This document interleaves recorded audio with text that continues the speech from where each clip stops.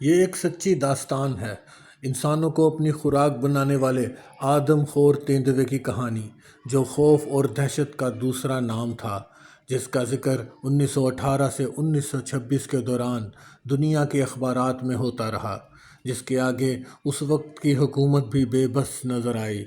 سینکڑوں لوگوں کو بے دردی سے مار کر کھانے والا انتہائی چالاک درندہ، جسے مقامی لوگ بھوت سمجھ بیٹھے تھے۔ اس کہانی میں آپ جانیں گے کہ کیسے ایک شخص نے اپنی جان پر کھیل کر لوگوں کو اس کے خوف سے نجات دلائی، اور اس شخص کا نام ہے جم کاربیٹ۔ رودر پریاگ تقسیم سے پہلے کے ہندوستان میں اتراکھنڈ بھارت کا ایک علاقہ تھا جو ہر طرف سے جنگلات سے گھرا ہوا تھا۔ خوف کا یہ عالم تھا کہ رات ہونے سے پہلے ہر طرف سناٹا چھا جاتا، ہر کوئی اپنے گھر میں گھس جاتا اور دروازوں کو لاک کر لیا جاتا۔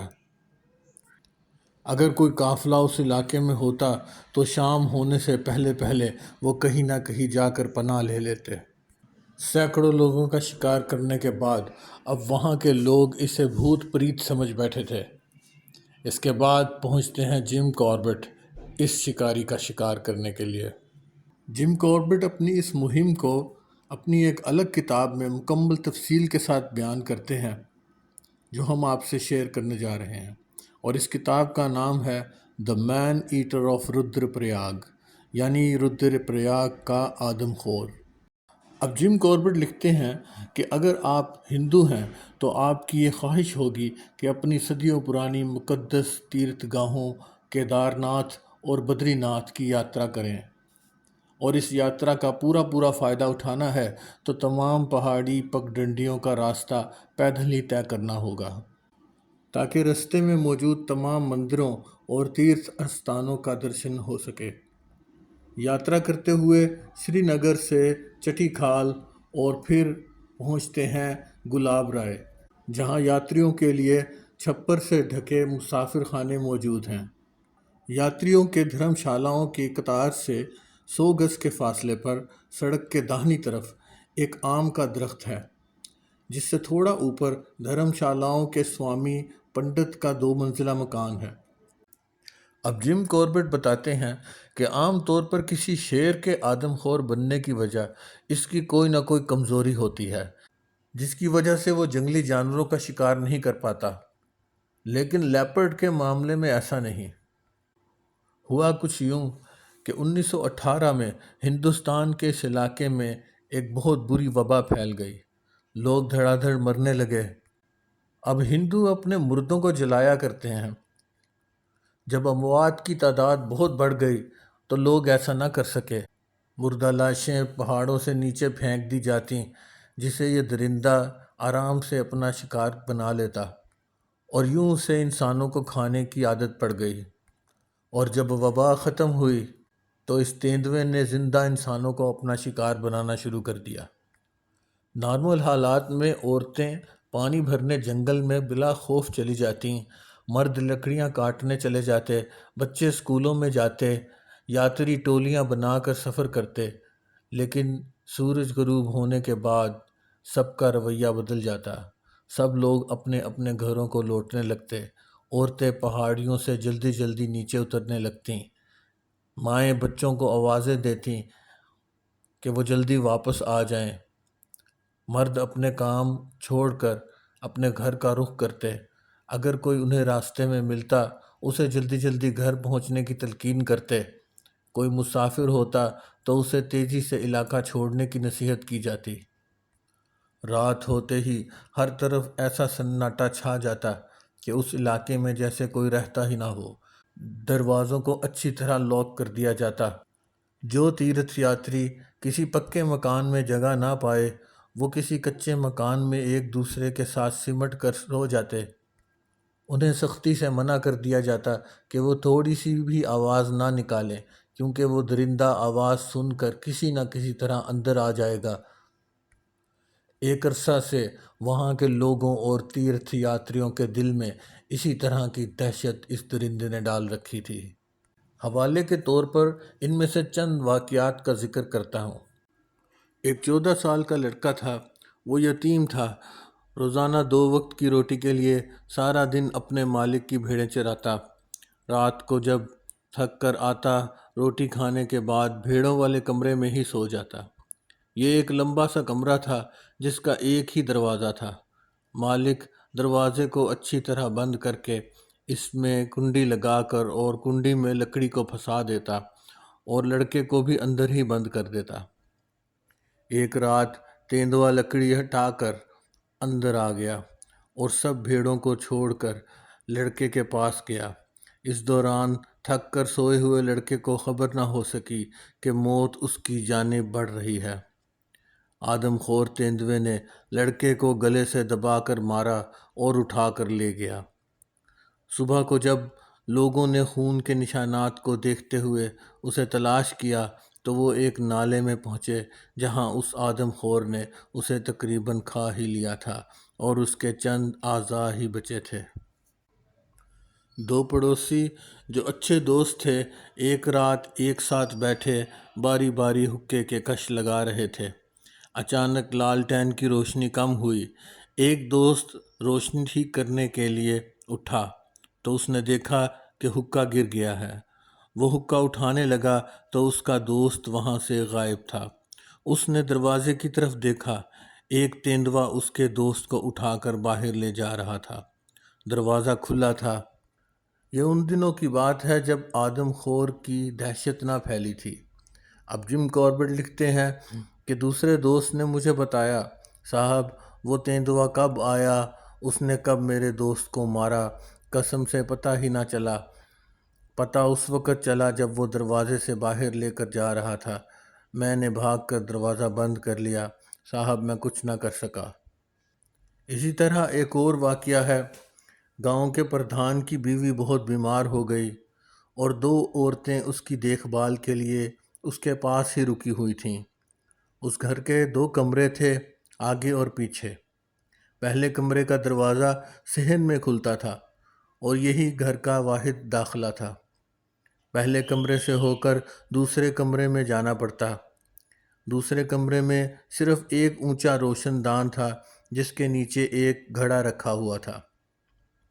ایک رات تینوں عورتیں پہلے کمرے میں سو رہی تھیں جس کا باہر کا دروازہ اچھی طرح بند تھا اور پردھان دوسرے کمرے میں تھا۔ پردھان نے روشن دان کو ہوا کے لیے کھول دیا۔ آدھی رات کو اسی روشن دان سے تیندوا اندر داخل ہوا اور گھڑے کو گرائے بغیر کمرے میں آ گیا۔ کمرے میں تیل کا دیا مدھم سا جل رہا تھا۔ وہ تیندوا پردھان کو بغیر نقصان پہنچائے چلتا ہوا دوسرے کمرے میں گیا اور درمیان والی عورت جو پردھان کی بیوی تھی اسے دبوچ لیا۔ اس دوران کسی کو خبر نہ ہو سکی۔ پتہ اس وقت چلا جب وہ اس چھوٹے سے روشن دان سے عورت کو لے جانے کی کوشش کر رہا تھا۔ اس تگ و دو میں اس عورت کا پاؤں گھڑے پر لگا اور اس کا برتن گرنے سے جو شور ہوا تو سب کی آنکھ کھل گئی۔ دیے کی روشنی کو تیز کر کے دیکھا تو پردھان کی بیوی گھڑے کے پاس خون میں لت پت مردہ پڑی تھی۔ عجیب بات یہ تھی کہ وہ آدم خور نے کسی اور کو نقصان نہ پہنچایا اور صرف اس بیمار عورت کے پاس گیا جو پہلے ہی مرنے والی تھی۔ جم کوربٹ ایک اور واقعہ لکھتے ہیں۔ 2 بھائی گجر تھے، اس علاقے میں نئے تھے۔ ان کے پاس بہت زیادہ بھینسیں تھیں اور وہ بھینسوں کو چرانے کے لیے کسی جگہ کی تلاش کر رہے تھے۔ جگہ کا انتخاب کرنے کے بعد ایک سڑک کے پاس انہوں نے چاروں طرف بھینسوں کو باندھ دیا۔ ان کے ساتھ ایک بھائی کی 12 سالہ بیٹی بھی تھی۔ وہ اکلوتی تھی اور اپنے باپ کی آنکھوں کا تارا تھی۔ اب وہ تینوں رات کے وقت بھینسوں کے درمیان کھلے آسمان کے نیچے سو گئے۔ یا تو انہیں آدم خور کا پتہ نہ تھا، جو کہ ممکن نہیں، یا پھر وہ اتنی ساری بھینسوں کے درمیان خود کو محفوظ سمجھ رہے تھے۔ آدھی رات گزر جانے کے بعد بھینسوں میں کوئی ہلچل ہوئی۔ وہ دونوں اچھی طرح جانتے تھے کہ ایسی ہلچل کسی درندے کی موجودگی کو ظاہر کرتی ہے۔ وہ لالٹین اٹھا کر بھینسوں کو دیکھنے لگے۔ 5 منٹ بعد جب وہ اپنی سونے کی جگہ پر واپس آئے تو وہ 12 سالہ بچی وہاں موجود نہ تھی اور کمبل پر خون ہی خون تھا۔ صبح ہونے پر دونوں بھائیوں نے خون کے نشانات کا پیچھا کیا تو انہیں وہ جگہ مل گئی جہاں پر بیٹھ کر وہ آدم خور اس بچی کو کھاتا رہا تھا۔ اب جم کوربٹ کہتے ہیں کہ میں یہ قصے آپ کو بتاتا چلا جاؤں، ہر ایک کی اپنی دکھ بھری داستان ہے، لیکن اتنا بتا دینا کافی ہے کہ گڑھوال کے لوگوں میں خوف کی وجہ کوئی معمولی نہ تھی۔ کسی جگہ آدم خور کی موجودگی بھوت پریت اور کسی بھی قدرتی آفت سے زیادہ خوفناک اور بھیانک ہوتی ہے۔ میں ایک صبح رودر پریاگ کے انسپیکشن بنگلے سے، جو ایک کمرے پر مشتمل ہے، باہر نکلا۔ میں نے برآمدے میں موجود مٹی میں تیندوے کے پگ مارکس دیکھے۔ پگ مارکس پیروں کے نشانات کو کہتے ہیں۔ پگ مارکس بالکل تازہ تھے اور بتاتے تھے کہ تیندوا مجھ سے تھوڑی دیر پہلے ہی برآمدے سے باہر گیا۔ پگ مارکس کی سمت بتاتی تھی کہ وہ بنگلے سے ناکام واپس ہو کر برآمدے سے ہوتا ہوا یاتریوں کی سڑک کی طرف گیا جو 50 گز دور تھی۔ بنگلے سے سڑک تک پگ مارکس کا پیچھا کرنا آسان نہ تھا کیونکہ درمیان میں سخت زمین تھی، لیکن جیسے ہی میں دروازے تک پہنچا میں نے دیکھا پگ مارکس گلاب رائے کی طرف جا رہے تھے۔ پچھلی رات ایک بھیڑ بکریوں کا بڑا ریوڑ یہاں سے گزرا تھا، تاہم میں نے اس آدم خور کے پگ مارکس کو پہچان لیا۔ اب میں اس کے پگ مارکس سے اچھی طرح واقف ہو چکا تھا، سینکڑوں نشانوں میں بھی اسے پہچان لیتا۔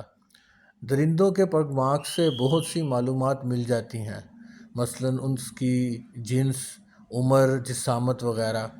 میں نے اس کے پگ مارکس سے اندازہ لگایا کہ وہ ایک بڑے سائز کا نر تیندوا تھا، تقریباً اپنی جوانی مکمل کر چکا تھا۔ جب میں صبح اس کے پگ مارکس کا پیچھا کر رہا تھا تو بعد میں پتہ چلا کہ وہ مجھ سے صرف چند منٹ کے فاصلے پر تھا اور بہت آہستہ آہستہ چل رہا تھا۔ صبح کے اس وقت جب آمد و رفت بہت کم ہوتی ہے، سڑک 2 نالوں کے پاس سے گھوم کر نکلتی ہے، یہ سوچ کر کہ تیندوا کہیں صبح کو شکار نہ کرنے کا اصول توڑ کر مجھ پر چھپ کر حملہ نہ کر دے، میں بہت احتیاط سے ان جگہوں سے گزرا۔ وہ تیندوا ریوڑ کے بنائے گئے پگ مارکس کے پیچھے جاتا ہوا گھنے جنگل میں چلا گیا۔ جس جگہ سے تیندوا جنگل کی طرف گیا وہاں سے کوئی 100 گز کے فاصلے پر ایک چھوٹا کھیت تھا، جس کے درمیان میں کھیت کے مزارع کا کیمپ تھا، جس کے ارد گرد کانٹوں کی باڑ لگی تھی۔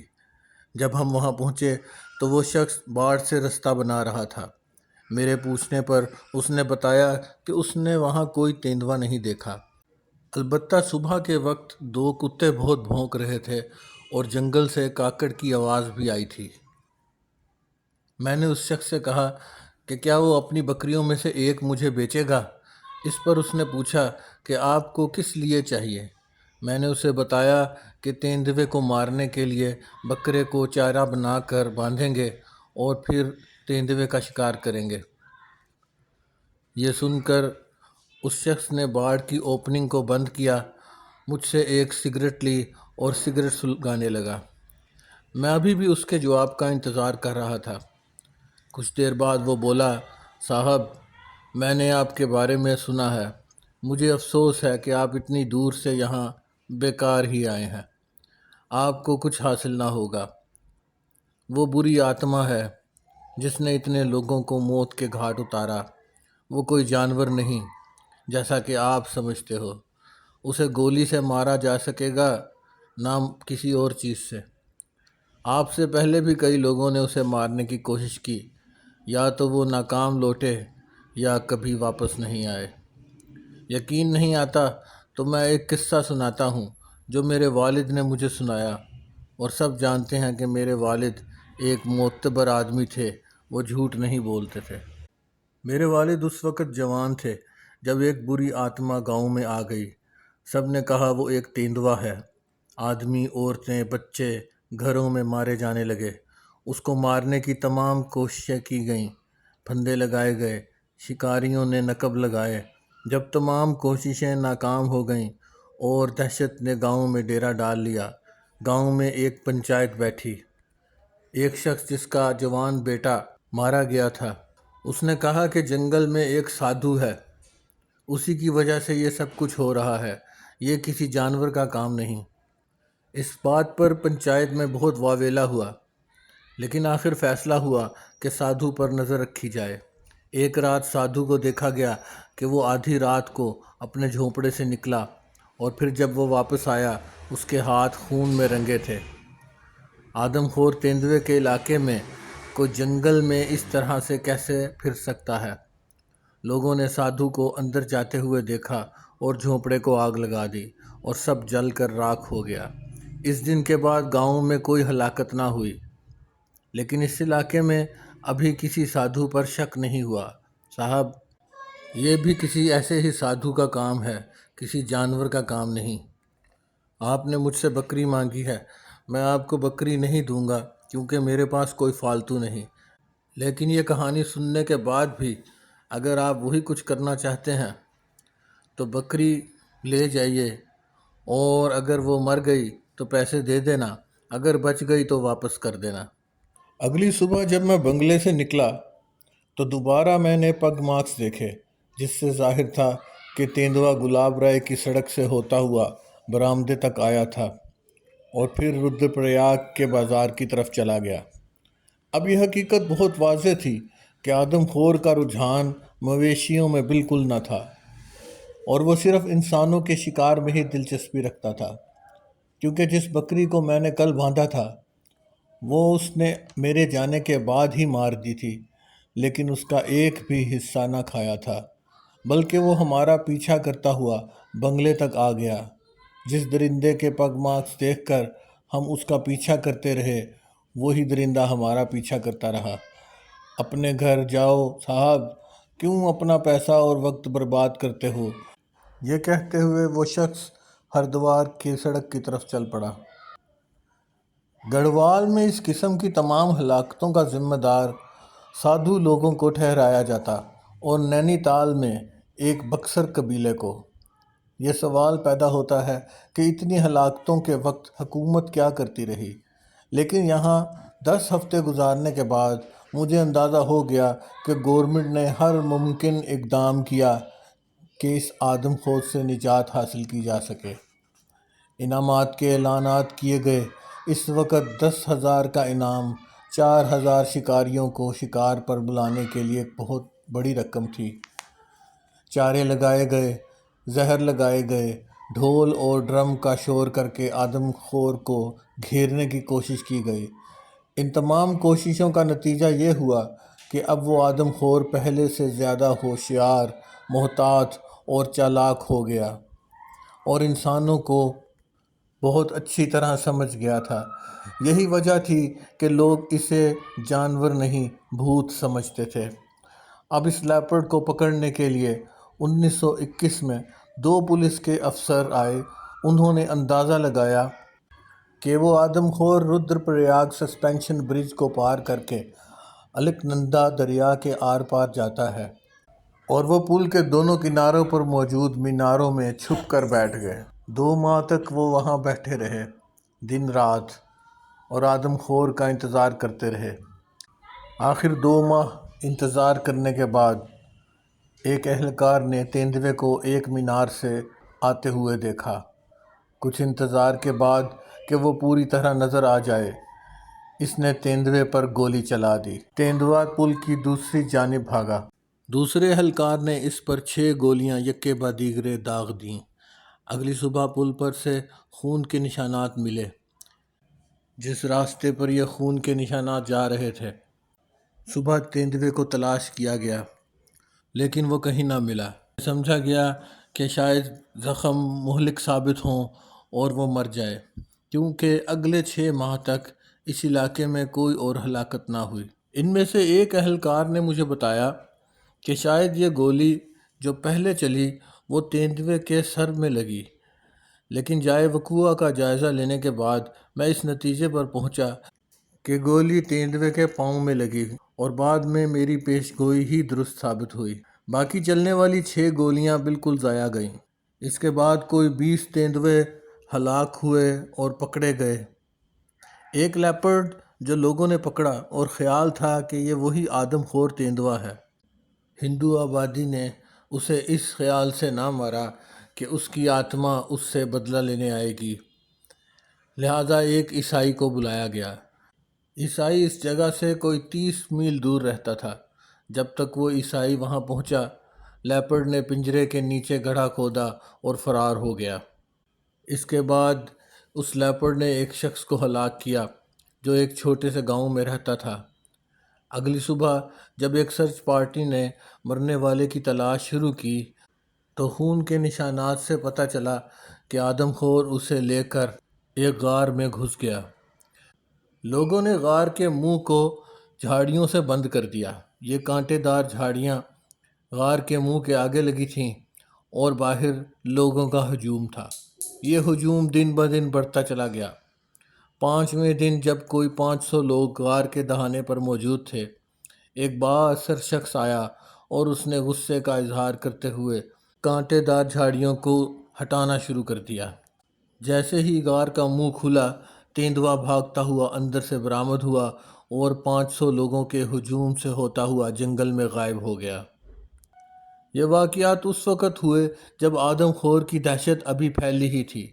اگر وہ پل پر مارا جاتا یا پنجرے میں ہلاک کر دیا جاتا یا غار میں ہمیشہ کے لیے بند کر دیا جاتا تو سینکڑوں لوگوں کو جان سے ہاتھ نہ دھونا پڑتے اور گڑھوال ایک پرامن جگہ ہی بنی رہتی۔